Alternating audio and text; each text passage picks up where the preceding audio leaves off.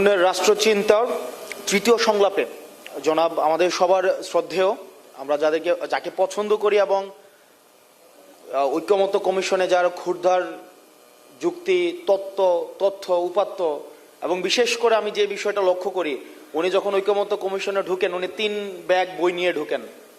মানে উনি ঢুকেন 1 ব্যাগ আর ওনার পাশে 2 ব্যাগ বই নিয়ে অন্যরা যান। তো এই বিষয়টা আমি পার্টিকুলারলি নোটিস করেছি বেশ কয়েকবার।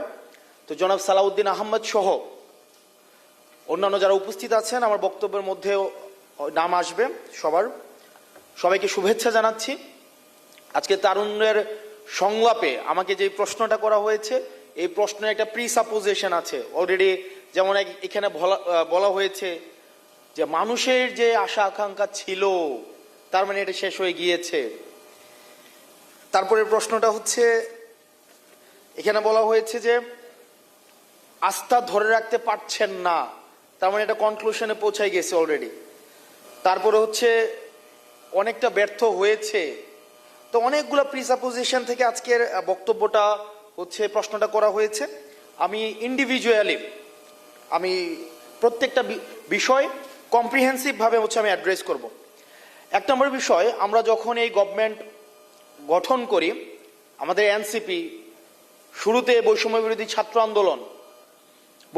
ছাত্র আন্দোলন যখন আন্দোলনের নেতৃত্বে আসে, তখন এই আন্দোলনে ফেসিবাদ বিরোধী প্রত্যেকটা রাজনৈতিক দলের, বিশেষ করে ছাত্র সংগঠনের যারা আছে, তারা এই বৈষম্য বিরোধী ছাত্র আন্দোলনে বৈষম্য বিরোধীর ব্যানারে অংশগ্রহণ করেছিল। কিন্তু পরবর্তীতে আমরা দেখেছি সবাই যার যার রাজনৈতিক প্ল্যাটফর্মে ফিরে গিয়েছে এবং এই গভর্নমেন্টের সব রেসপন্সিবিলিটি আমাদের নিতে হয়েছে। আমাদের স্ট্যাটাসটা হয়েছিল এমন, রেসপন্সিবিলিটি উইদাউট অথরিটি। এই গভর্নমেন্টের ফরমেশনটা যদি দেখেন, এই গভর্নমেন্টের যত দায়, যত ব্যর্থতা, সব ব্যর্থতা হচ্ছে এনসিপির। কিন্তু এই গভর্নমেন্টে যারা আছে, এই গভর্নমেন্টে বিএনপির অংশগ্রহণ রয়েছে। আমি বিএনপির অংশগ্রহণ বলতে আমি বুঝাচ্ছি না যে সরাসরি বিএনপির রাজনীতির সাথে সম্পৃক্ত এমন কোনো মানুষ এখানে আছে। এখানে জামাতে ইসলামীর এখানে প্রপোজড অনেক এখানে উপদেষ্টা হয়েছে, এখানে বিএনপি প্রপোজড অনেকে উপদেষ্টা হয়েছে।